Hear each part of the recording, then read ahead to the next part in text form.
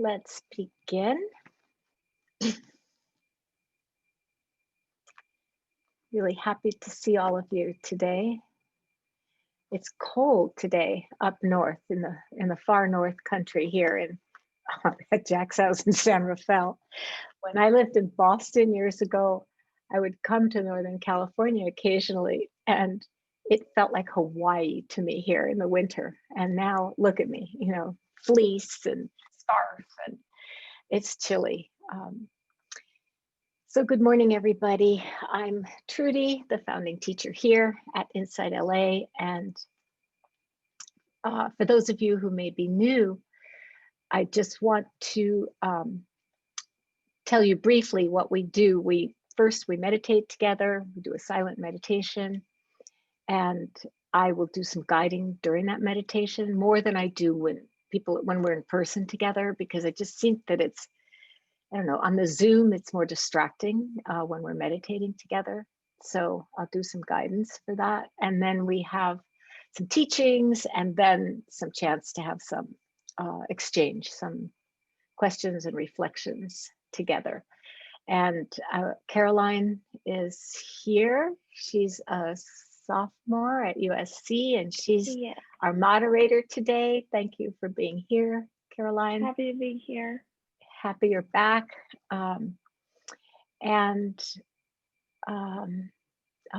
Just very happy to see you all. All right, this is, today we did a very classic Vipassana or insight meditation last week. And today I'd just like to do a more of a gratitude and appreciation meditation as we head toward the weirdest Thanksgiving ever in our lifetimes. At least I'll speak for myself, a weird Thanksgiving. And I think for many people who usually travel to see friends and family or get together with lots of people at Thanksgiving dinner, this is going to be very different. And yet it's still Thanksgiving. And I have lots of things to say about that and who gives thanks and who doesn't on Thanksgiving and why. But for now, let's just get ready to meditate together. And Ran, I actually have a bell today, so I'm not going to surprise you at the end and ask you to ring a bell that you may or may not have. Ran has a really good sounding bell. It must be, is it something you use online or is it an actual bell? Oops, you're muted. Yeah, it's online, Trudy. Okay. I'll have to get your secret for that, because it sounds better than, a real bell over Zoom. Usually doesn't sound that great. So finding a posture that is comfortable for you. And I really do want you to be comfortable, because when we're doing meditations on loving kindness and gratitude and really strengthening, evoking, strengthening these positive qualities of the heart that are actually spiritual strengths, it's important to feel relaxed, because if you're in a position that causes tension or discomfort or pain, that's fine for certain kinds of meditations. We work with the mindfulness of that. But for this, it's difficult to generate those feelings of those more pleasant feelings of loving kindness and compassion and joy and gratitude and all of those things when we're physically uncomfortable. So making yourselves comfortable, and Caroline, you'll keep an eye out. Yeah, thank you. And closing your eyes if that's comfortable for you, or just looking inward if not.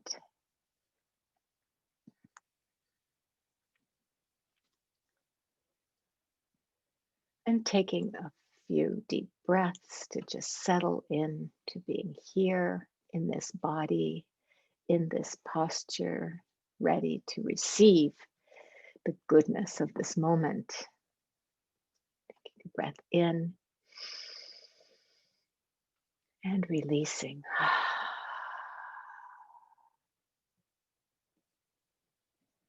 And And another one, breathing in and dissolving tension. And then breathing out, completely releasing tension in the body and relaxing.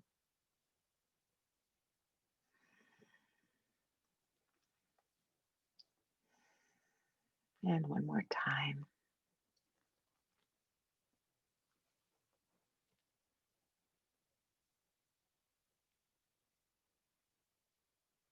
Breathing in and relaxing completely.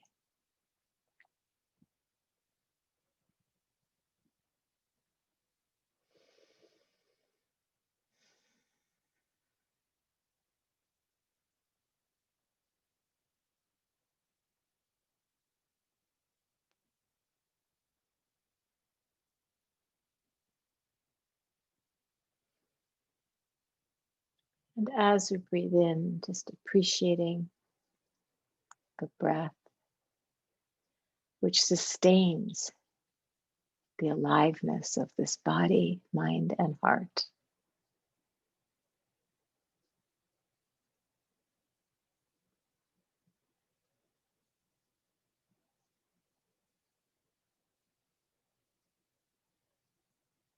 And keeping each breath company with the attention and really feeling the calming effect of this ebb and flow, this rhythm of breath moving in and out of the body.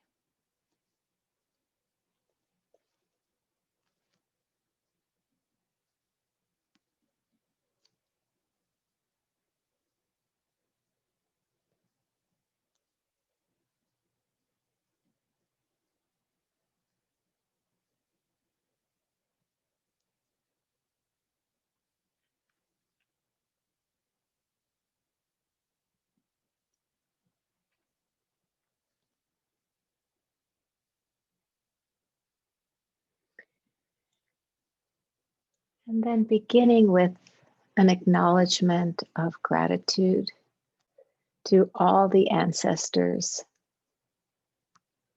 our spiritual ancestors, the people who inspire you with the depth and sincerity of their practice.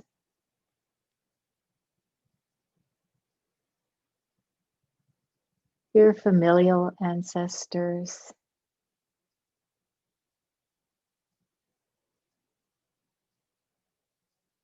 the spirit of those of the Tongva and Chumash people who inhabited Southern California before we did.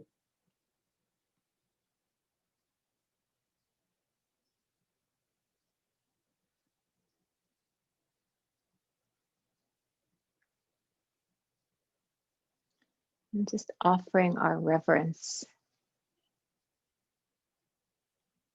You can offer an inner bow, our reverence to all the enlightened ancestors.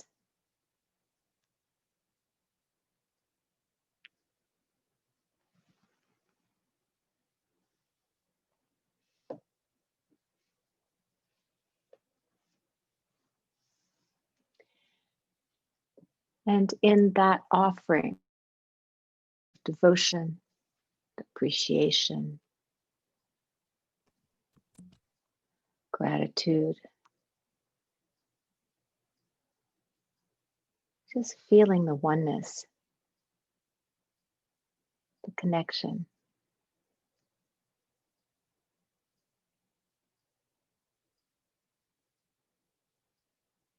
Appreciating this body,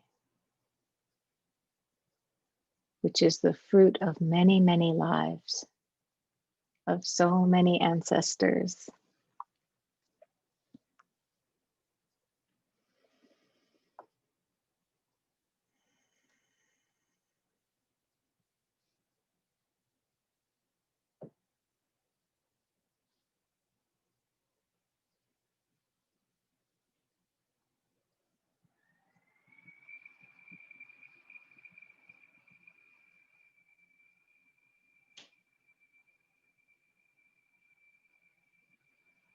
And as we offer this inner bow of gratitude and appreciation, remembering that in the future, we are the ones who will be the ancestors.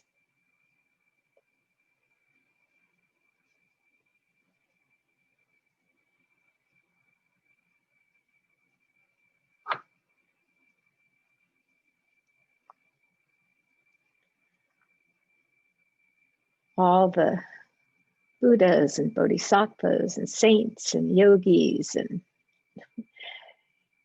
they were all just like us at one time.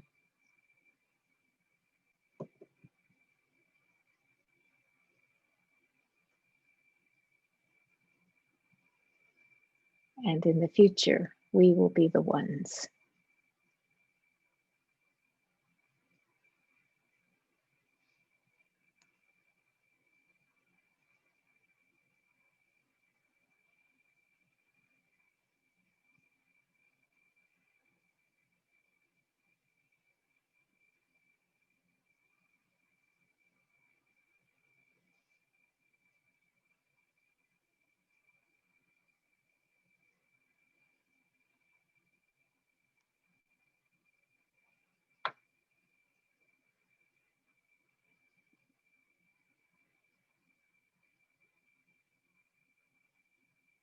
And settling the attention in the body,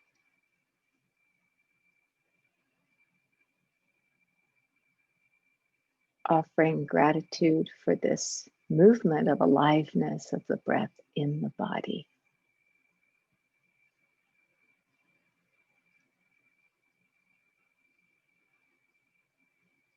And gratitude for being this body, for being here, now, alive, present.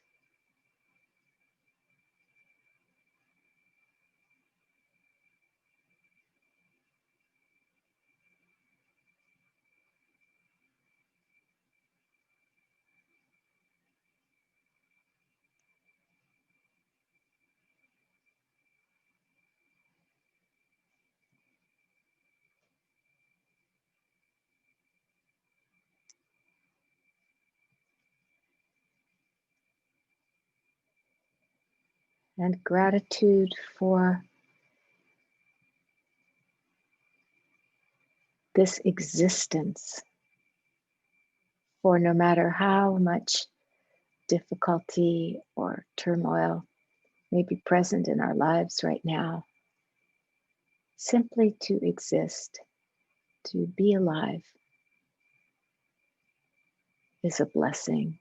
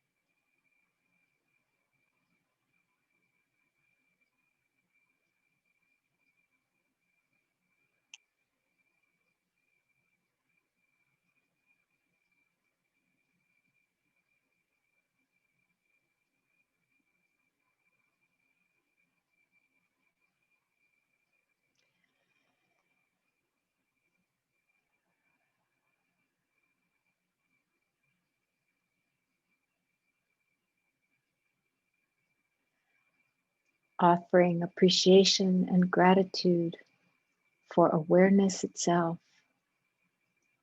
for this magical power of bringing attention moving the attention wherever we want.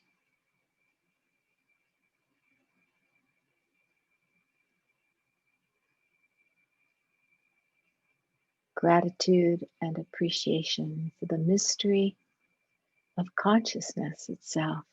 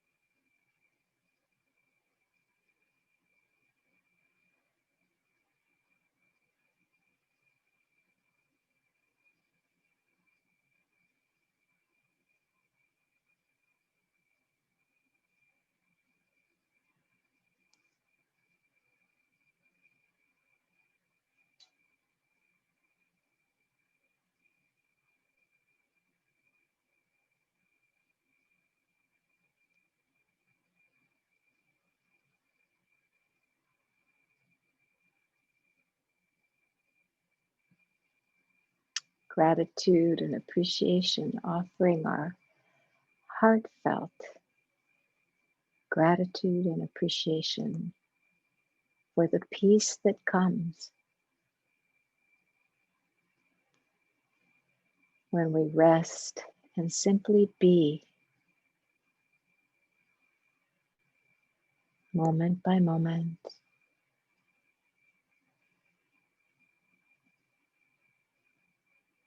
breath by breath,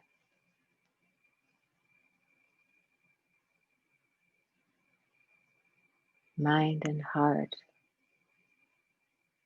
wide open like the sky.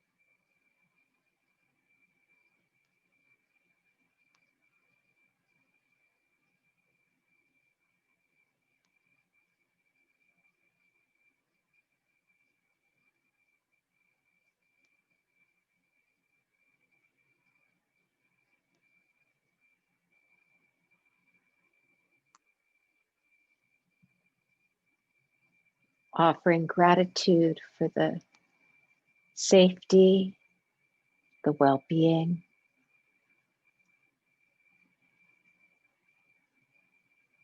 that I have been given.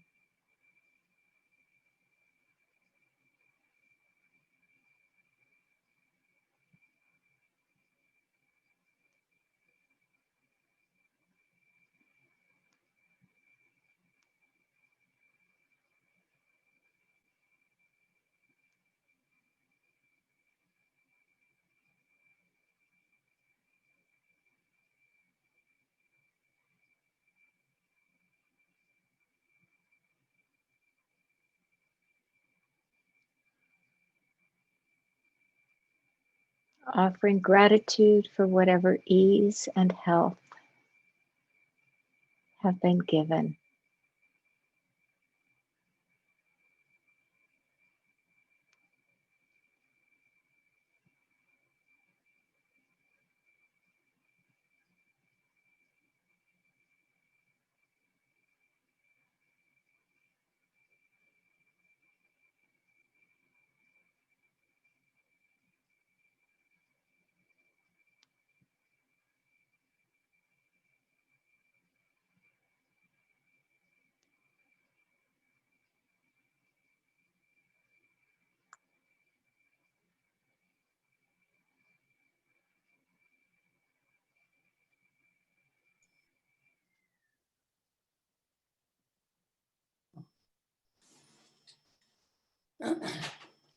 Offering gratitude for the family and friends given in this life.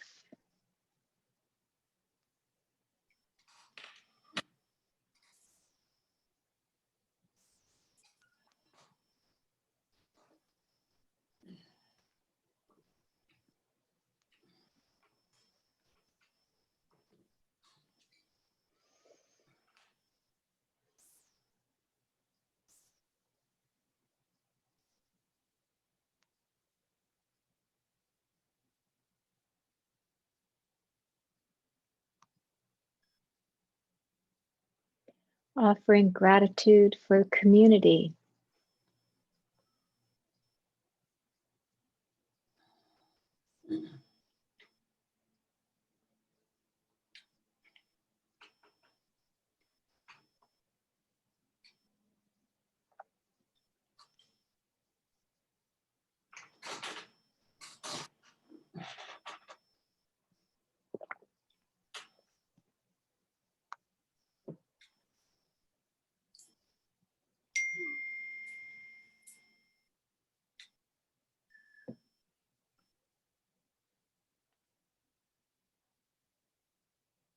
Offering gratitude for the teachings that I've learned, that I receive.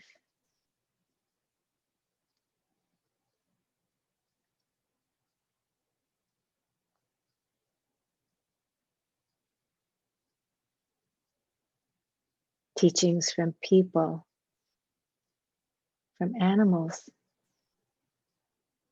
from trees and plants.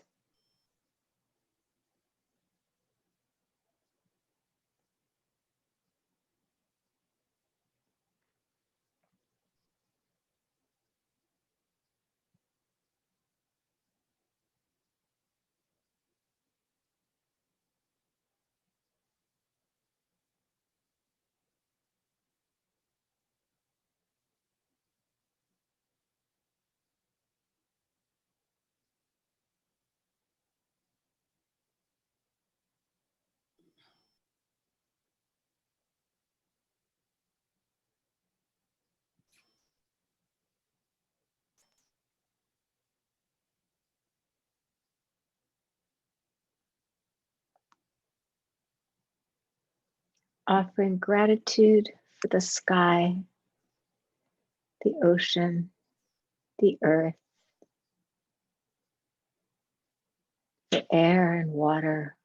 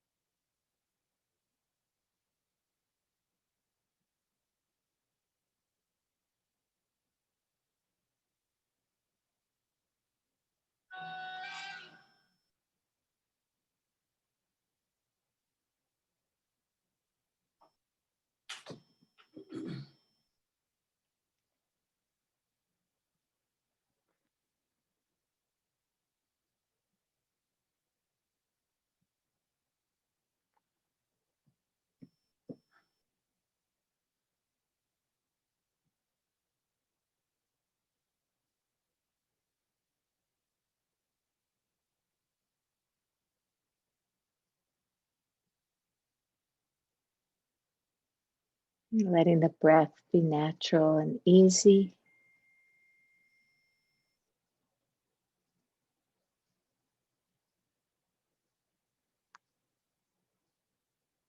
And gratitude for how year after year the breath keeps breathing, the heart keeps beating, the blood flowing.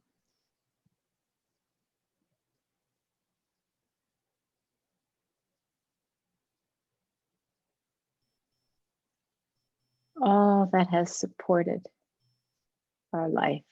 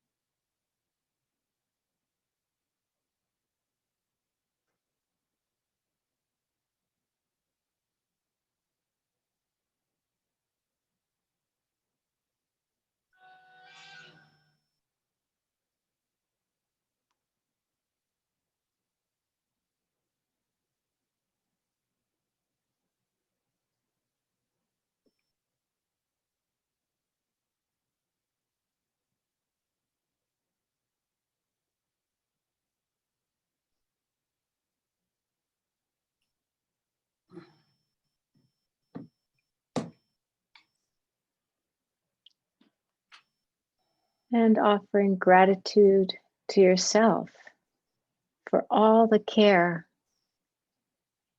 you have taken to sustain your own life, day by day, year by year, acknowledging just all the basic care offered to your life, how you have taken care, received your own care.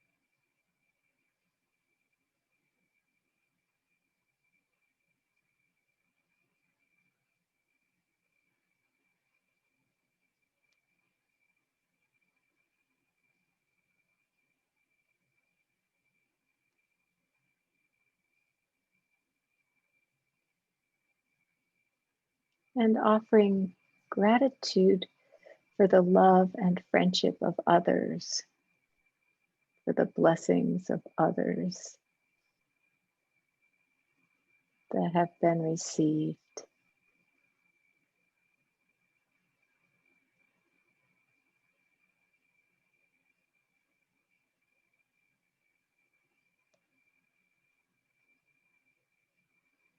It doesn't have to be huge blessings.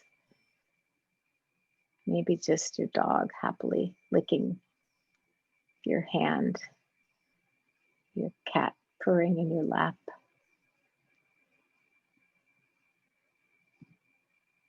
Just everyday blessings that we can be grateful for.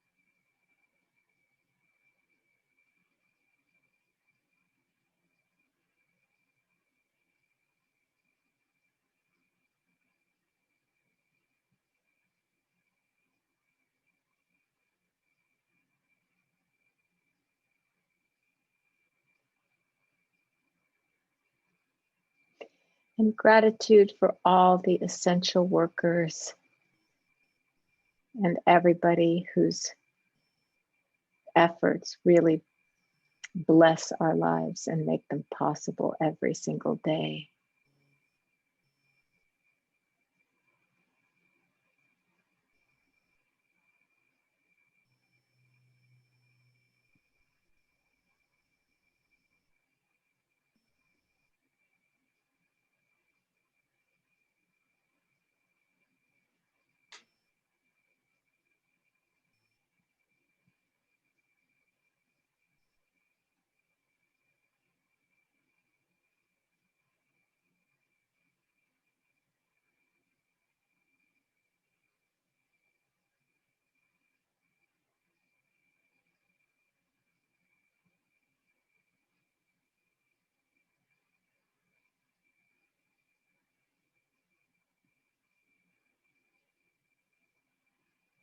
And with each breath, with these last minutes of the meditation, just offering our grateful, heartfelt wishes to the earth, to all the elements, to all those in existence, all beings everywhere.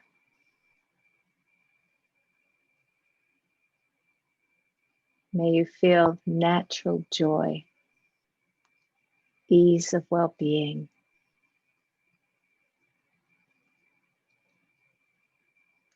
safety, wellness, and love.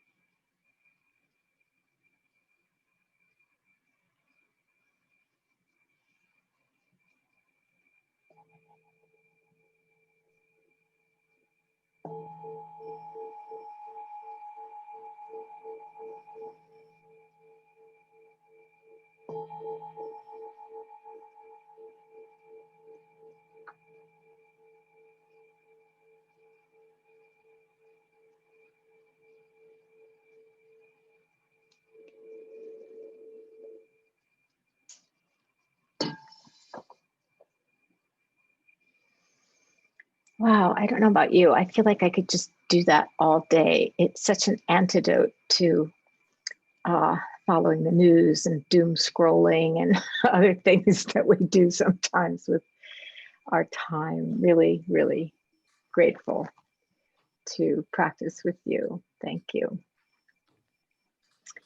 So I'll just offer a few words and then we'll open up for some conversation. That I've been really reflecting on appreciating the ancestors these days, and that teaching that we will be the ancestors soon. After all, here we are in this life, you know, we're here for a while and then we're gone. And so to really to imagine that we are leaving a legacy of loving kindness, of compassion, of joy, of gratitude, of all these spiritual strengths that we cultivate in our meditations and in our everyday life. It's kind of amazing and so simple and true that those of us here today will be the ancestors. We are the ancestors of the future.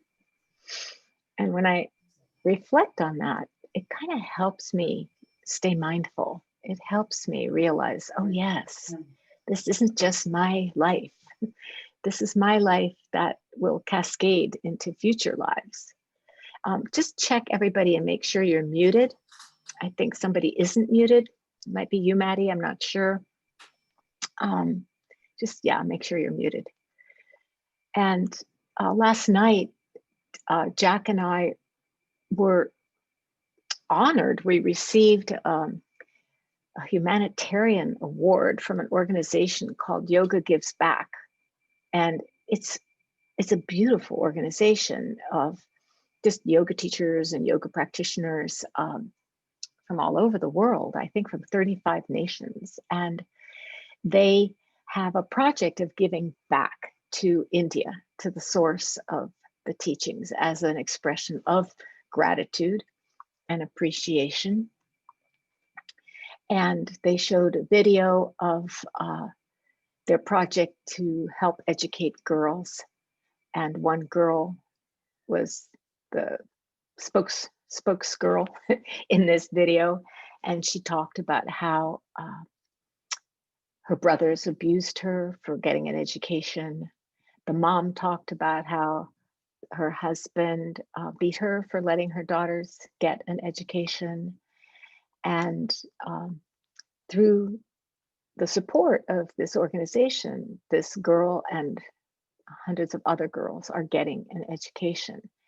And they showed a video of a reenactment of one of their friends was raped and trafficked, and they saved her, they rescued her.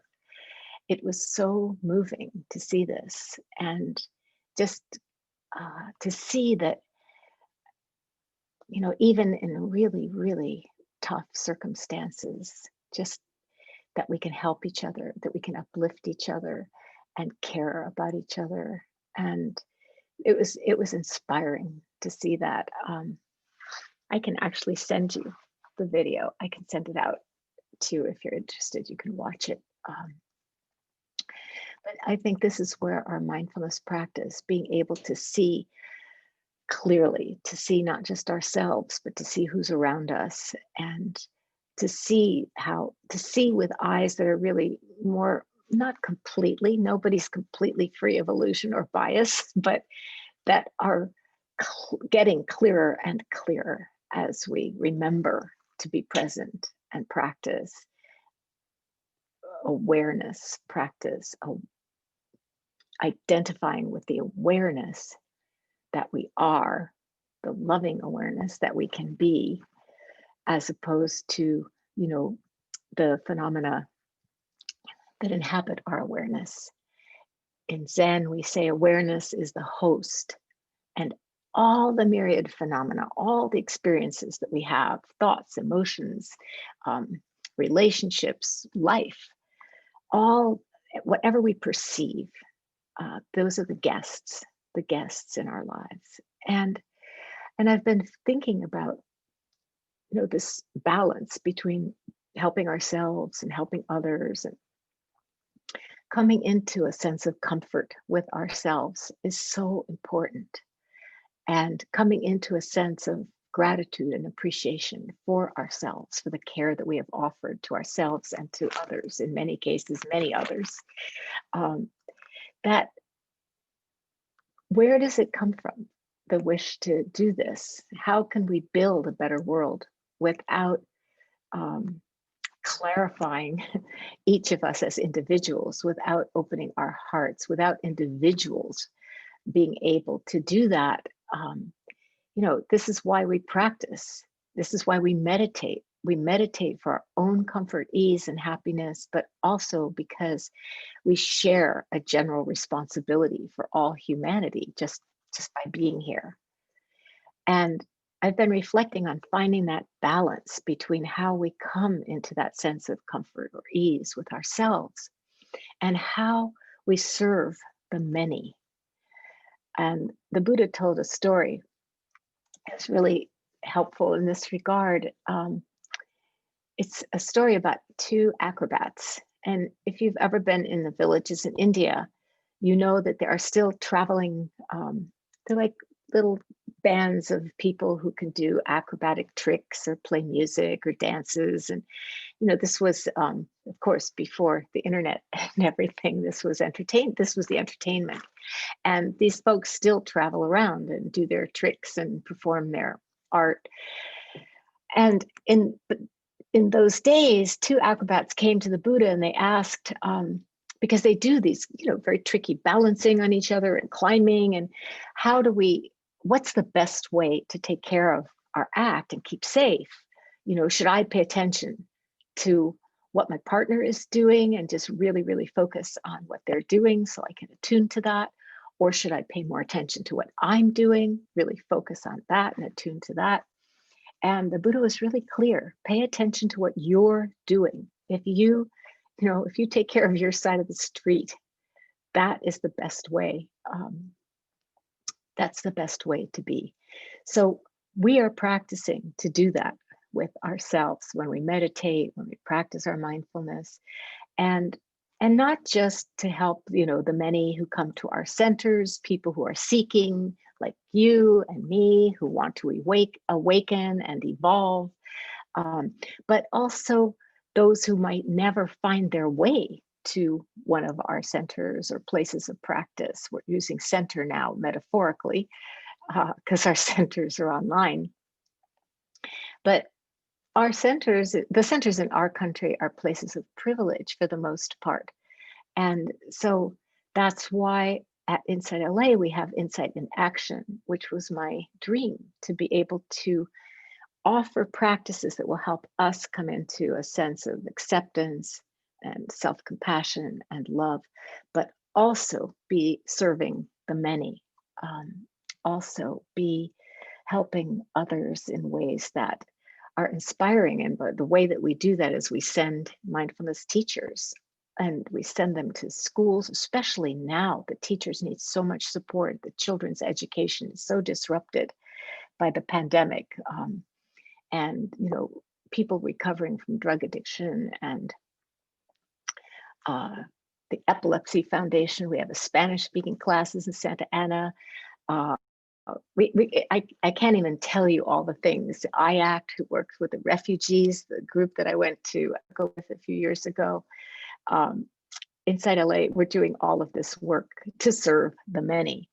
And I think that, for me, this came out of the ancestors, the lineage of my own family, where my mom was a homemaker. She was a really great seamstress, and she taught sewing to immigrant women so that they could sew clothes for themselves and their families and eventually teach others.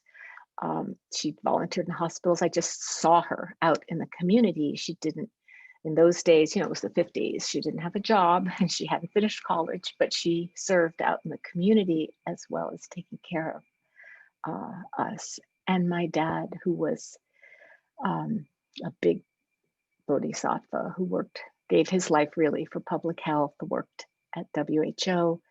His dad died when they were little, and so he became a doctor and spent his life taking care of the world, really, developing research and training centers in less developed countries. And so this was a lineage for me, and my own suffering as a young single mom earlier in my life, and then as through the tragedies that come to all of us in our life at some point. The teachings of mindfulness, the teachings of loving kindness, the teachings of insight and awareness have been a lifeline for me. And I really wish that for you. I want to read you a poem that felt right for this time.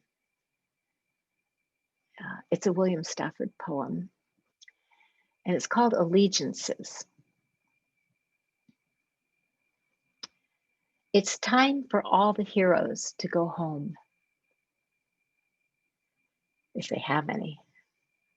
Time for all of us common ones to locate ourselves by the real things that we live by. Far to the north, or indeed in any direction, Strange mountains and creatures have always lurked. Elves, goblins, trolls, and spiders. We encounter them with dread and wonder. But once we've tasted far streams and touched the gold, a season changes and we come back changed, but safe, quiet, grateful. Suppose an insane wind holds all the hills, while strange beliefs whine at the traveler's ears. We ordinary beings can cling to the earth and love where we are, sturdy for common things. And I share this poem with you because it just, for me, it resonated so much at this weird time in our history where this insane pandemic is rolling over all the hills while strange beliefs are being proclaimed across the land. Political beliefs, misinformation, deep fakes, all kinds of strange things whining at our eyes and ears. And so what can we do? We can ground ourselves in our bodies, in the earth, and love for the common things being all of us, common ones, each other. And as for the goblins and elves and spiders and what else? Goblins, trolls and spiders. And yes, we have many wild things within us. And this practice gives us the courage to sit together and be with all of those things. We may not always regard them with wonder. We may regard them more in dread. But as we sit, as time goes by and we keep encountering our demons, we do begin to wonder. You again? We don't hold them in the same dread. They lose their power over us as we begin to, quote, locate ourselves by the real things we live by, our felt experience of life and the aliveness of just being here and being now. When I was young, I taught Head Start, and that was the beginning of my teaching life. Little Head Start classrooms in the shadow of the steel mills in Lackawanna, New York. Lackawanna is near Buffalo, New York, and it's a cold place with lots of snow. And my little students, it was preschool, my little students would come to school wearing shoes with no socks, even in the snow. And to be able to continue teaching and not losing hope, I turned to some great educators like Paulo Freire. And Paulo taught that you can't really teach people without knowing what is going on in their dreams. He says, what takes place in this universe of our students' dreams? How do they handle the aggression of their world? How do they know what they know? And, I was young and romantic. I'm still romantic in the sense of believing. And I think you all are too, or you wouldn't be here. We are romantics in the sense of believing that human lives can improve and that suffering can heal and that cruelties and injustices can be met with, and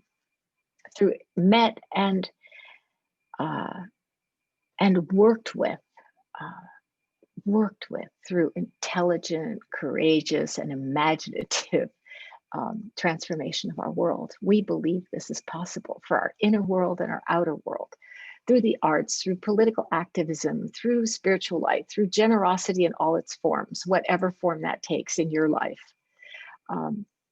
And this is, last night I was saying, this is our call to a culture of humanitarian awakening.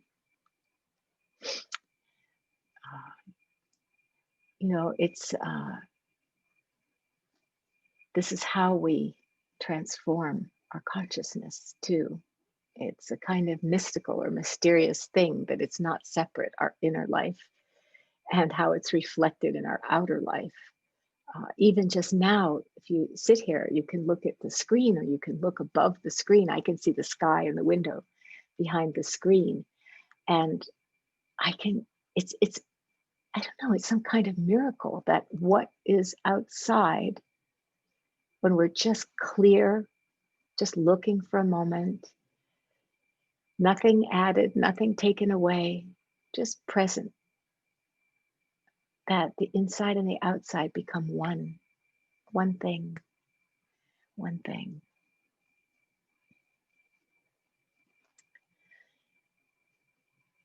So given that we're only here for a little while and that we're here together for that little while, it seems like the only thing that makes sense is to live from love and gratitude, and how to make love and gratitude real in our lives.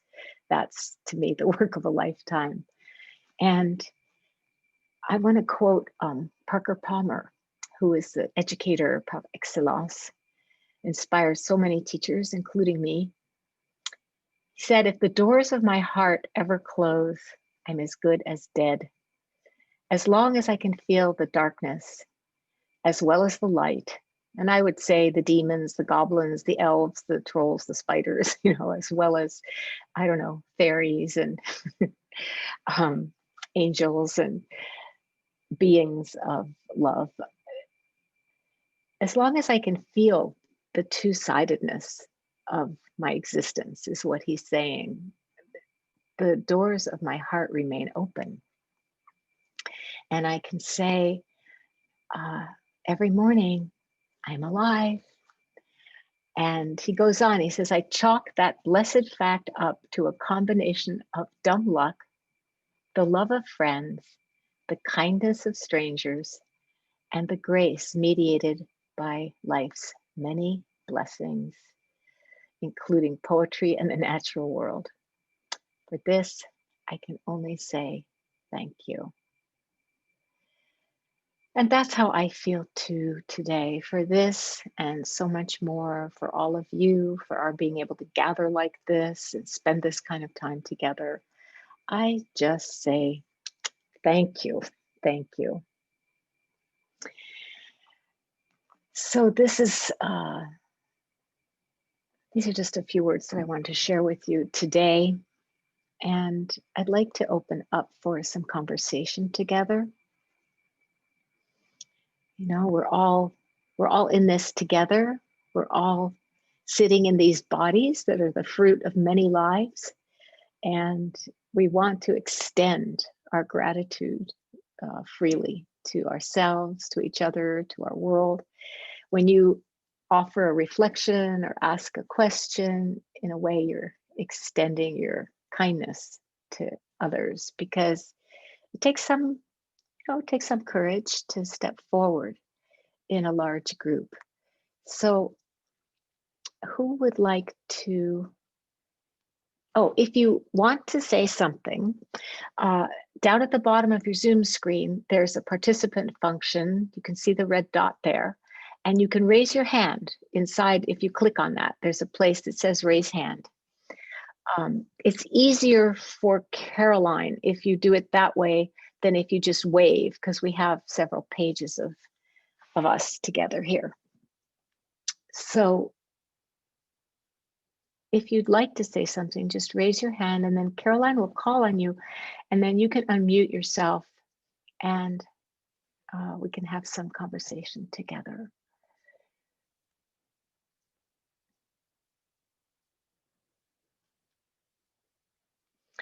If you don't want to raise your hand, I can always keep talking, but okay, Ben. Ben, yeah, if you want to go ahead and unmute yourself. Great. Thanks, Caroline. Hi, Trudy. Hi, everybody. Hi. Wait, I'm going to put you on speaker view. Hold on one second, Ben, so I can see you better. Look. Okay. Hi. Is this better? Hi. Yeah. Hi. No, it's me. It was on my end, not yours. So what you've been talking about today is really kind of hitting home, because I've been doing a lot of thinking over the last couple of months of the concept of like generational healing. And what I was reading Sharon Salzberg's Loving Kindness a little bit ago, and she says in it, the legacy of separation impoverishes the spirit. And that just like really hit for me, because I'm starting to see now just how separate I am from myself, from everything that's happening, from the world, from people, like all of that. And I'm starting to also see how that has been passed down to me from my parents, from their parents to them. And my dad and I have had a very, very sticky relationship because of that, especially over the last couple months, over the last year, really, because I started to say like, hey, we're separate and I don't know what's happening. Can you help? And he hasn't really been responding back. Yeah, he probably doesn't know how. Yeah, totally. And that's the thing, is that I've started to see that he doesn't know how. No, he doesn't. So I've started to be able to separate whatever resentment or anger that I had from him, because I'm starting to see, oh, we're in the same boat. It's not your fault. It's not my fault. It just kind of is this legacy of separation, which is nuts. And I'm kind of in a nomadic mode right now, and I have no real home. So I decided, and I called him, and I'm going to go home to his place for December and who knows how long, and just kind of be able to give the space to see what we can figure out. Because I figured, like, if I had the thought of like, if I just continue this opening up that I have, that I'm starting to find, of just like opening to myself and the world, and if that's the thing that I can pass on to whatever the next generation is of my family and everything, how cool is that? It's so cool. And how cool would it be if he can join me in that? Like, there's a possibility that he can come along, and it's not just me doing it alone. It's me and my dad finally be able to say like, oh, that was handed down to him from his dad or his parents, and then he handed it down to me, and just started like really start to unstick some of that. Yeah. So yeah, I think that's what you're saying is beautiful. It's beautiful, Ben. And I would really encourage you to just keep in mind that it's taken you a while to begin to open and come to this. And so I would begin with your dad by, just like the poem says, focus on the common things, the sturdy common things that you do together, whether it's making a meal or chopping firewood, or, whatever it might be. That I don't know his life or your life, but whatever it might be. Yeah. But just doing, you know what I mean? Not like, because for him, I mean, he loves you, but dads of his generation and his father, they're really trained in a kind of mute strength. And that mute strength, it just isn't so great sometimes at articulating and expressing love when it's there. So I just think your aspiration is beautiful, and it's good that you're going to be with him. Please be safe if you're traveling. Will. Yeah. And then I think it might take, I don't know your dad, but it might take some patience, just because, like I said, you've been working on this and developing the muscles for this. And it's gonna be brand new for him, but it's so tender and beautiful that Cool. Thank you. Thanks, Trudy. Yeah. Ran. Oh, I'm supposed to let Caroline call on you. Okay. But I just saw Go your ahead. name. Just go ahead. Thank you. Sorry, Hi, Caroline. Trudy. Good morning. And firstly, I want to thank you for a super touching and authentic talk this morning. And I'm here every Sunday, but this one really hit my soul. And it brought up some of the challenges that I've been facing lately. I think it's common. We're living in a polarized time with a lot of and I don't need to reiterate what's happened politically. And to realize we all have our own biases that we're working through. Another point that really hit me strong is the gratitude of the lineage. All four of my grandparents were immigrants from Europe. And, you know, they had really special qualities, so that the result is I and my siblings, we have graduate degrees and are doing fine. Just wanted to make underline all that. But really what's been troubling me all week is one of the 5 precepts, do not kill. I've had an attack of rats and mice into my house. It's an old house. And they've dug their way in through the walls and this and that, and tearing up my phone lines, and just brutal.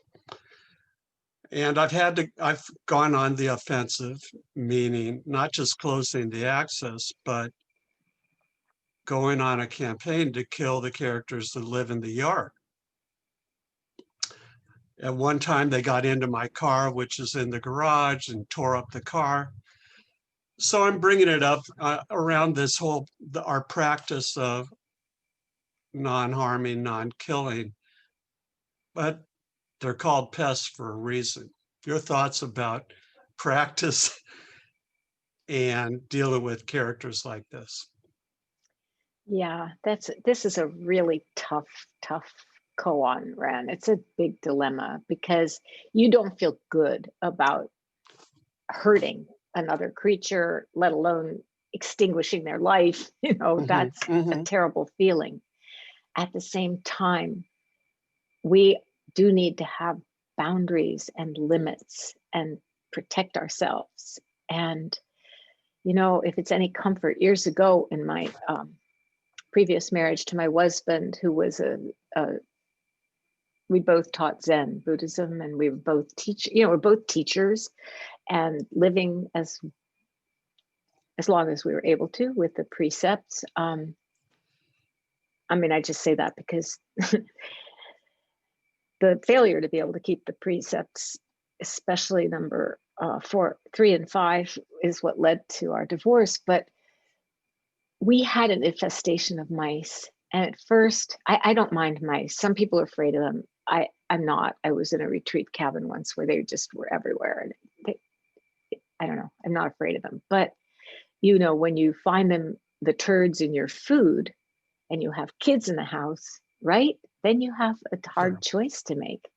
And we made that hard choice. And I think that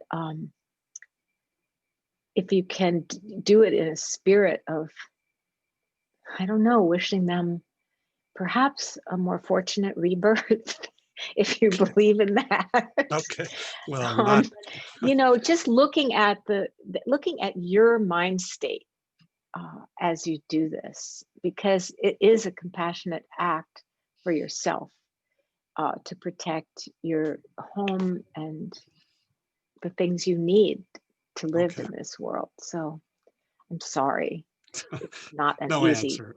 Yeah, it's not an easy thing. Well, I'll just add, my little add-on is in the yard, if they're trapped, I leave it for a while so the other animals that live around the neighborhood can enjoy a meal.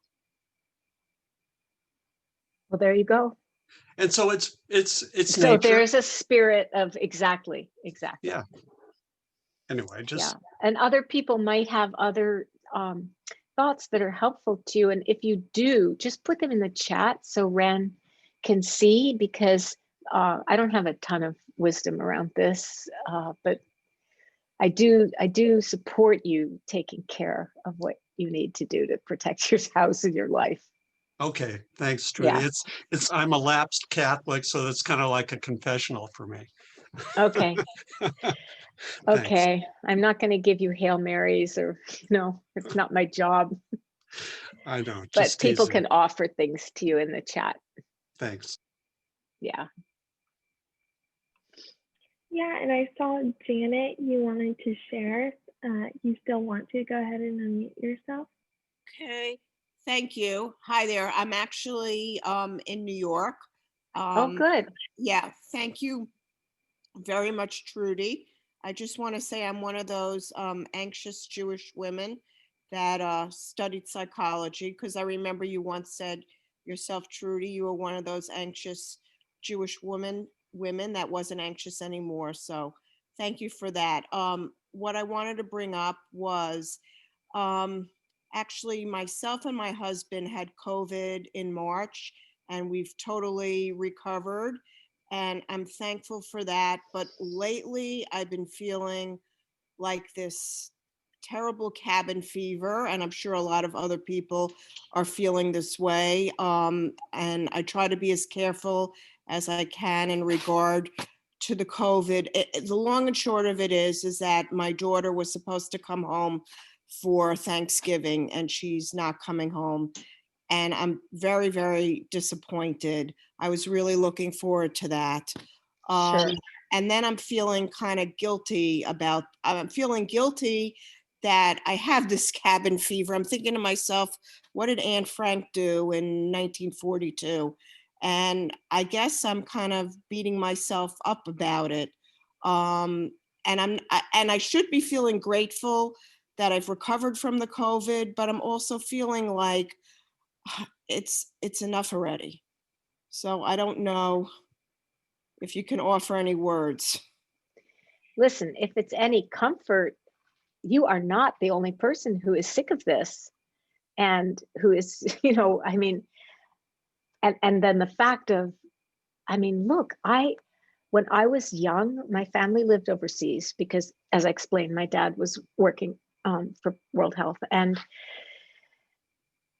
being an American at that time, in the late 50s, we were really revered as, liberators of France, and to have in one lifetime watched us go from that to being international pariahs who are not allowed into other countries has been really painful.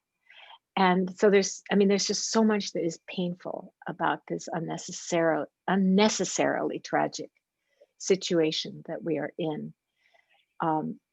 I don't know what to say for the cabin fever, except that the COVID rate in New York now is way better than it was when that first wave of it. So it may be safe. There are places that are safe for you to go outside and walk. It's so disappointing not being able to be with family. Everybody, I think, who counts on that is feeling this disappointment. What we say sometimes in the meditation practice is that when you're in a state of deep disappointment, in your case, to just take a breath and say, this is what it's like to feel disappointment. It feels like this in my body. These are the kinds of stories it generates in my mind, the tightness in my heart. And this is what it's like to be a human being who feels disappointment. And at that moment, then you're not all alone. You are joined with every human who has ever had a deep disappointment. Mm-hmm. So I would just say, try that practice and see if it helps you. Okay, thank you. And how do I participate in the chat rooms after? Because I figure that out. I think you just, Caroline just stays and doesn't, how do you? I don't really know. Yeah, Caroline will tell you. After we finish up discussion around 12:30, we'll probably take a little bit of a 10-minute break, come back around 12:40, and then do a little breakout rooms with small discussion until about 1. Okay. So Janet, you'll be put into a breakout room. Okay, thank you. You don't have to do anything. Thank you. Okay. Okay. And I also want to make just a quick little pause in our discussion, a couple of announcements for some upcoming Insight events. I'll put the information in the chat below. But the first one is next Saturday, the Trauma Sensitive Mindfulness for Practical Self-Care, Safety, and Healing right now. That's going to be next Saturday from 10 a.m. to 1 p.m. And then there's another event today. It's a pretty short one, just right after This finishes up at 1. It's called Wake Up Grateful, the transformative practice of taking nothing for granted. So that will be today from 1 to 2. If you want to finish up this, take a little break, and then hop back on. I think they're going to be talking about Christine Nelson's book and get some insight on the importance of gratitude. So kind of a continuation of our talk today, but I'll put the details in the chat. And then of course, I encourage you to look at the Insight calendar for other upcoming events. Thank you, Caroline. And then I think it's V Wynn's turn. Yeah. Hi. Hi. Thank you, Trudy, for the lovely meditation guidance and talk. I noticed that you emphasize gratitude quite a bit. And Today, yes. Today, yeah. Yeah. And it's as an antidote to, like you said, doom scrolling and the world as it is. And actually, as something draws us all here for a reason. And for me, you mentioned being romantic, and sometimes pain brings us to the Dharma, right? And that's always been a struggle for me, because it's like, we're romantics, we want to heal, heal ourselves, we want to heal the world, but we also meet that romanticism often meets despair. Like there's a lot of despair. Like for me, it's like, man, I want to have all the hope in the world. That's what keeps me going. Like I want to know that the planet's getting better. I want the people are getting better. And there's a big question mark there. Like, I don't know if people are getting better. I don't know if the planet's getting better.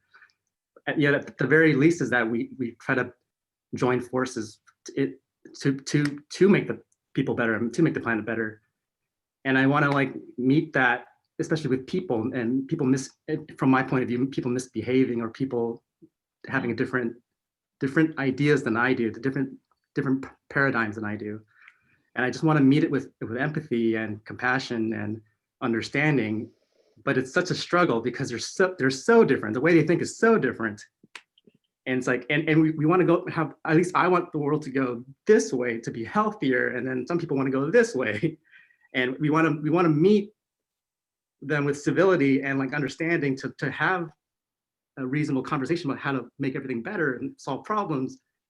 Yes. But like you said, so much misinformation. And then it's so much, so I'm met with despair and struggle, and I guess the big word for me is bafflement. Like I just want to understand, but I'm also just baffled. I'm baffled.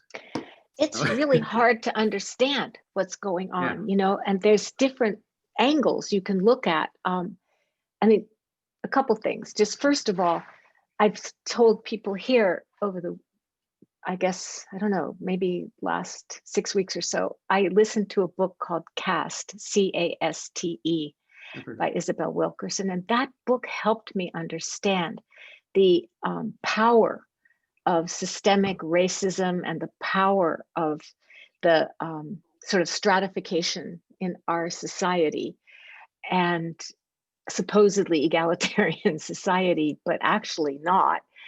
It helped me understand why people were voting the way that they did, which was incomprehensible to me otherwise, given all that we knew. And so that was one thing that it just helped to understand better the power of all that. And then there was a lot in what you said. I've always loved the definition of the bodhisattva, the awakening being, that said, what the bodhisattva does is try to fill a well with snow. Now, we know that that's not possible. Right? If you just put snow into, it'll just dissolve. But that's not a cause for unhappiness, that we aren't going to dispel all the miseries of the world in our lifetime. It's like the effort is so noble, and it can take so many beautiful forms. One person makes movies, one person makes poems, one person just shares their joy and uplifts people's hearts when they're feeling hopeless or disappointed. There's so many different ways that we can find that can be antidotes to that despair. as for the world getting better, is the moral arc of the universe bending toward justice? Not by itself. It seems like we have to really bend it to get it to go in that direction. I don't know. Steven Pinker wrote that book, The Better Angels of Our Nature, about how things really are improving. I have to stay in the present moment. I really do. That's where my life unfolds. And to just be as present as possible. And, the common things that the poem was talking about, doing those things with and for each other and ourselves. I think that also, did you see The Social Dilemma? Did you watch that documentary? Watch The Social Dilemma, because it also really points to some of the wackier divisions that we're seeing between people and the information that people have or don't have, on which they're basing their sense of having done their due diligence and done their research and then coming up with conclusions that maybe to you or me sound completely, well, wacky, actually, or off base, to be kinder. So I would watch The Social Dilemma. And also Jack and I did an evening on Monday, almost a week ago Monday, just with Tristan Harris, who is he and his Center for Humane Technology are really the stars of that documentary. And so some of these things got discussed during that evening too. And I can send everybody the link and then you'll get it. I can send the link to everybody who registered for today. But those are just things that I think will make you feel less alone with all of this. Great. At a time when it's hard, we're not able to gather together in the way that we used to. So just, those are some resources, but the ultimate resource is your own practice and your own intention to offer as much gratitude, loving kindness, self-compassion, to just keep offering that to yourself in those moments when you feel despair. Thank you. Yeah, thank you. How do you pronounce your first name? Vidu. Vidu, okay. Most people call me V though. That's because I called you V Win, and then I thought, well, maybe he says the rest and I didn't know how to pronounce it. Okay, V is fine. Thank you. Yeah, Yes. thank you. Mm-hmm. Thank you. Because I think you're giving voice, V, to something that a lot of people are feeling right now. So thank you. Yeah, it's like looking at two people looking at the same thing and they see completely different things. Well, that's what the documentary talks about. You and I could type in climate change and we will get different results according to our previous click history and what the algorithms know we are interested in. You'll see, it's something we really need to be aware of. Otherwise we're inside the matrix, right? Mm-hmm. Yeah, thank you. Thank you. Just look at the time. We have time for one more person. If somebody would like to, if anybody has. Oh, good. Caroline, look at the chat, V. Caroline just posted the link. Thank you for that, Caroline. Oh my gosh, I just saw the funniest thing in the chat. Alex was talking about his aunt visitors, but he spelled it A-U-N-T, and I thought he was talking about what you do with difficult family members at Thanksgiving, like catch them and release them somewhere else in someone else's Thanksgiving. But anyway, he meant aunts, A-N-T. Is there anybody else who would like to? It looks like Jacqueline has her hand raised. If you want to go ahead and unmute Jacqueline. Hi, yes, good morning. And thank you so much, Trudy, for a wonderful morning. It's my first time with you. And, welcome. Thank you. And I found you through the movie and film, the documentary that you just talked about with Kristen, and really enjoyed you and Jack afterwards with the program that you offered. And I just wanted to tell you that sometimes very complex and troubling things can suddenly be clarified with just one word or phrase.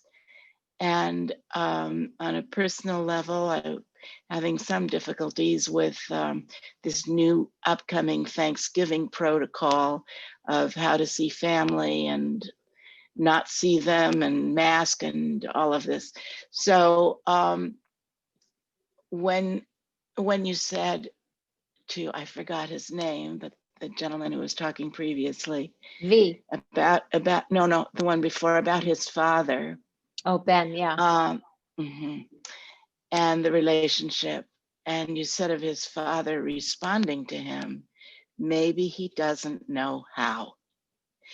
And that just gave me a feeling of peacefulness and freedom to just go and enjoy and do and participate and be thankful and grateful for just being together, however it is. And I just, it just, I can't tell you. I mean, all morning I was thinking, oh my goodness, I don't know. And all the thoughts that go through the mind. And it just freed me. And I really appreciate that. Oh, thank you. I'm glad. It's, for me, that helps, that view helps because first of all, it's true. I mean, Yes. Things have to have that added charm of being true in order to be helpful. And also because it's just a more forgiving kind of way of understanding our shortcomings, that if we knew how to do better, we would do better. I've felt over my life a lot of guilt for my parenting mistakes because I mean, my daughter came into my life when I was 21 and I was really, I just wasn't that great at the beginning. But as I would know better, I would do better, and so that's really how it is, I think, for all of us in our relationships. So thank you. And well, thank you. Yeah, thank you and welcome. So I think it's actually time for us to say goodbye for this morning. I'm so happy that you all came to sit and practice together.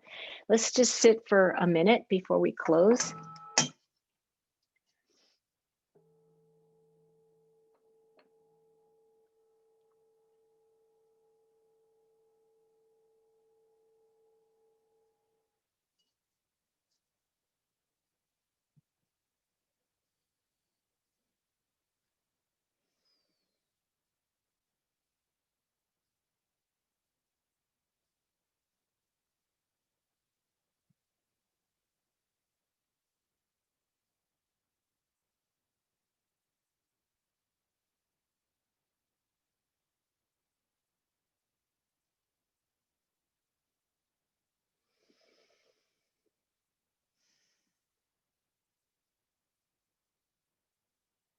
And whenever we end a period of study and practice together,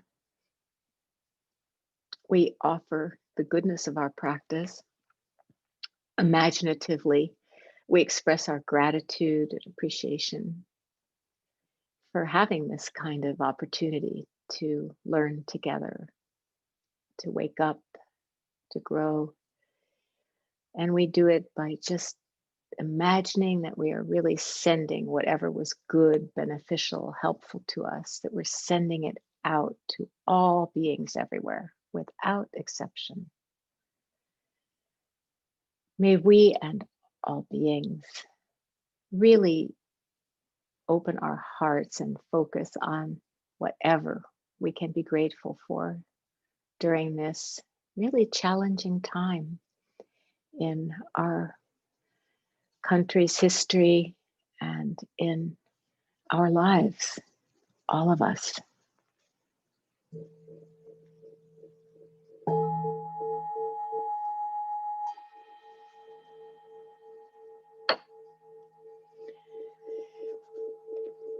And for the person who asked, The Social Dilemma is available on Netflix. And Caroline sent the link to our evening conversation with Tristan Harris afterwards. So thank you, everybody. I just, you're my social life. What can I say? I mean, I live with Jack, so I'm not alone, but it's really, I love seeing you every Sunday, and I look forward to seeing you next Sunday. Have whatever kind of Thanksgiving you're going to have. May it be peaceful and happy and loving. And just thank you all for your practice. See you next week. Yeah. Mwah. Thank And you you. can unmute yourselves. Unmute yourselves. You can say goodbye. Bye, everyone. Bye, everybody. Thank you, everyone. Thanks, Judy. Bye. Thanksgiving. Thank you. Bye Bye, bye. everyone. Thanks so Good much. week. Bye-bye. Happy Stay. Bye, Thanksgiving. everybody. And feel free to stay if you want to be in a small group and connect with people. Just Have a great just week. stay. Yeah, or come back in 10 minutes. Bye bye. Bye. Bye. Bye.